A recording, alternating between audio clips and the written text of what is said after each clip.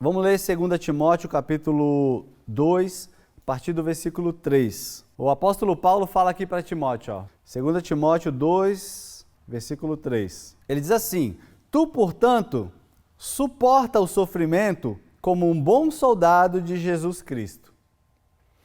Timóteo, queridos, ele era um jovem que estava sendo ensinado pelo apóstolo Paulo, tinha sido recém-lançado no fogo de pastorear a igreja lá, uma igreja, e ele teve que aprender ali, colocando a mão na massa. E o apóstolo Paulo deu esse conselho para ele: suporta o sofrimento como um bom soldado de Jesus Cristo. Por quê, queridos? O ministério é uma chamada ao sofrimento. Para você exercer o ministério, a liderança no ministério, é uma chamada ao sofrimento. Por que você acha que seria diferente do ministério de Cristo?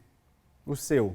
Não, o meu é só passeando, viajar, ser um grande pregador das nações, pegar avião para um lado, avião para o outro, nos melhores hotéis. Não é assim não. Suporta o sofrimento como um bom soldado de Jesus. Então, amados, exercer a liderança no nosso contexto, igreja, é estar preparado e se comportar dessa forma aqui, como um soldado. Como que um soldado se comporta, gente? O que acontece? Ele obedece ordens. E o que acontece no treinamento dele? Será que ele sofre? Sofre.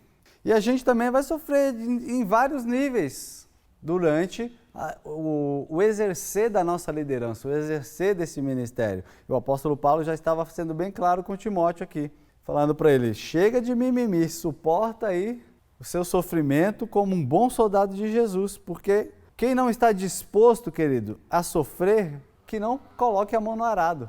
O próprio Senhor já fala assim: se for para voltar atrás, é melhor que você nem comece. Tem muita gente que vem iludido para exercer liderança no contexto igreja. Quantas pessoas que vocês conhecem que estão mortas espiritualmente porque quis exercer liderança na igreja pensando que era um mar de rosas. Aí não aguentou a bronca e morreu espiritualmente. Na verdade não morreu, né? Está lá por aparelhos. Está respirando por aparelhos. Por quê? Porque achou que o exercer liderança no contexto igreja era só alegria, só bênção. Não, é bênção, é alegria, mas tem sofrimento. E as pessoas, elas vêm para essa empreitada despreparadas, achando que não vão enfrentar nenhuma dificuldade. Continuando o versículo aí, ó, na outra parte. Ninguém que milita se embaraça com negócios desta vida, a fim de agradar aquele que o escolheu para ser soldado. Ninguém que entra, queridos, nesta empreitada, pode ficar embaraçado com as coisas desta vida. Em algumas traduções, o apóstolo Paulo foi traduzido como quem diz assim, ó: ninguém que entra para a vida militar fica se ocupando, perdendo tempo com coisas de pessoas civis. Ninguém que entra para uma obra, como a obra do Evangelho, a obra de Deus, que vem para colocar a mão no arado, fica perdendo tempo com coisas que são foco no que é terreno. Quem entra para trabalhar, queridos, e na liderança, em igreja, precisa saber que ele não tem tempo a perder com coisas desse mundo. E aí que a gente vê líderes que não conhecem a Bíblia, líderes que não conseguem citar um versículo para o seu liderado e quer argumentar. Aí é aquele discipulado do eu acho. Vai lá para corrigir o discípulo, então, mas eu acho isso, eu acho aquilo. Não tem nenhuma Bíblia para poder passar para ele e dar a base no que ele está dizendo. Às vezes ele está até, a ideia está certa, mas ele não tem a base. Por quê? Porque o tempo dele não é dedicado para o que importa. Ele está ocupado com coisas da vida civil, seja com redes sociais, com filme, com preguiça. Eu estava ouvindo uma palavra, é inadmissível um pastor, um líder que acorda às 11 horas da manhã. Se ele está falando é porque ele já viu, tá? Se ele está falando é porque provavelmente ele já pegou alguns assim. E provavelmente era em nível de pastores e líderes principais de igrejas, pelo nível de quem estava falando. Então é inadmissível. Mas no nosso caso, né, que ainda não estamos ainda nesse nível todo, ainda se aplica isso aqui. Porque a gente deixa de dedicar o nosso tempo se embaraçando com negócios dessa vida. E quando a gente quer exercer a nossa liderança, a gente fica mais ou menos. Precisamos fazer isso para quê? Para agradar aquele que nos escolheu para sermos soldado. Precisamos fazer isso, para agradar a ele. Isso fala de foco. Um líder precisa ter foco, querido. Um líder sem foco, ele vai começar 1000 projetos e não vai terminar nenhum. Ele vai começar 1000 discipulados e nunca vai concluir um, porque ele não tem foco. É igual uma pessoa, né? Uma pessoa no dia dela de trabalho, por exemplo, vamos dar uma pessoa sem foco. Ela senta lá para trabalhar, vamos dar um exemplo do escritório. Sentou para trabalhar, ligou o computador, plim, tocou o WhatsApp, ele vai lá.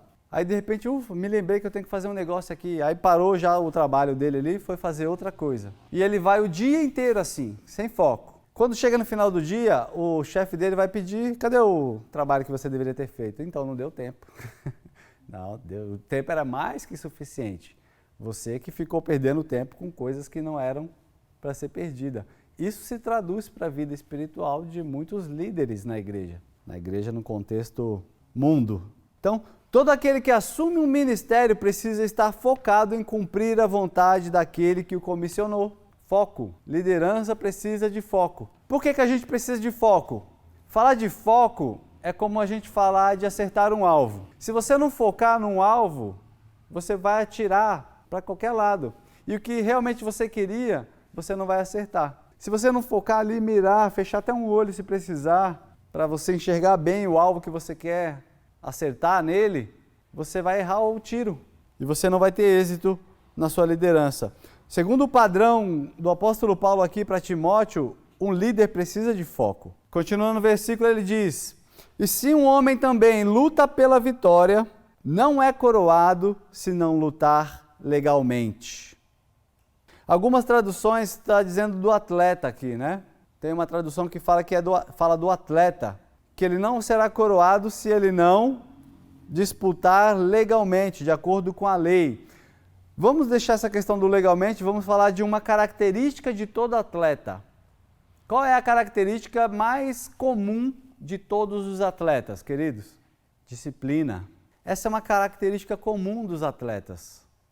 Quando mostra lá o treino, por exemplo, lá da ginástica artística lá, você vê aquelas criancinhas, tudo troncudinhas assim, de tanto treinar ali, dá twist carpado, fica tudo troncudinho as meninas assim. De tanto treinar, de disciplina, horas e horas de treinamento, horas e horas de treinamento. Se a gente trouxer isso, queridos, para a nossa liderança ministerial, coitados de nós. Basta a gente se fazer uma simples pergunta: o quanto tempo eu invisto na minha liderança? O quanto tempo eu me disciplino a investir na minha liderança, seja ela estudando, seja ela ouvindo alguém, seja ela fazendo um curso, seja esse investimento lendo um livro sobre liderança. O quanto eu invisto? Qual é a minha disciplina com isso? Eu até compro um livro e não leio, até coloco lá um vídeo para assistir, mas deixo o vídeo falando lá e vou fazer outra coisa. Qual é o nível dessa nossa disciplina para com a nossa liderança? O atleta aqui, que o apóstolo Paulo está trazendo para Timóteo refletir, ele está falando para ele: olha, você precisa de disciplina também, além do foco. Não adianta você ter foco e não ser disciplinado. Você vai saber aonde você precisa acertar, mas você vai se ocupar com outras coisas e vai abandonar para lá o seu objetivo. Então, na figura do atleta, a lição aqui é sobre disciplina. Eu peguei uma frase aqui, uma fala do pastor Josué Gonçalves. Olha o que ele diz: quem não se submete com a dor da disciplina, amanhã chorará com a dor do arrependimento e do remorso. Isso aqui vale para muitas coisas na nossa vida. Disciplina.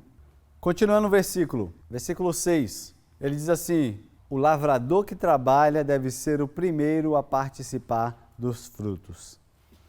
Ele está falando aqui, queridos, que se você trabalha, você tem o direito à sua colheita. Mas há pessoas que querem exercer essa liderança, porém sem o trabalho.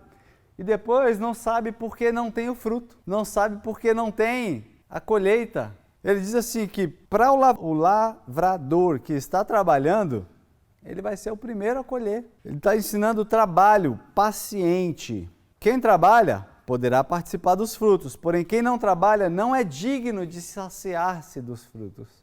É aquele negócio, né?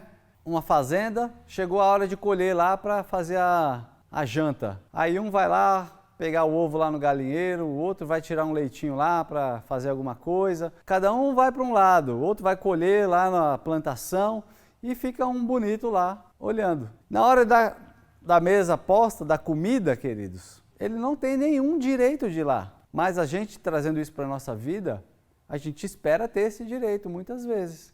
Né? Vamos trazer para o contexto nosso aqui de novo de ganhar vidas para Jesus, de ganhar almas, de células e pequenos grupos e tudo mais. Um mês se passou, eu não evangelizei. Um mês se passou, eu não convidei ninguém. Um mês se passou, eu não fiz uma ligação. Não é possível? Eu não ganhei ninguém esse mês? O que está acontecendo? É o diabo. Não, o diabo não teve nenhum trabalho com essa liderança aí. Não ofereceu nenhum risco para ele. Não é o diabo, pode ter certeza. Então ele diz que é digno de participar do fruto da colheita quem botou a mão na massa, quem trabalhou. Senão não é digno.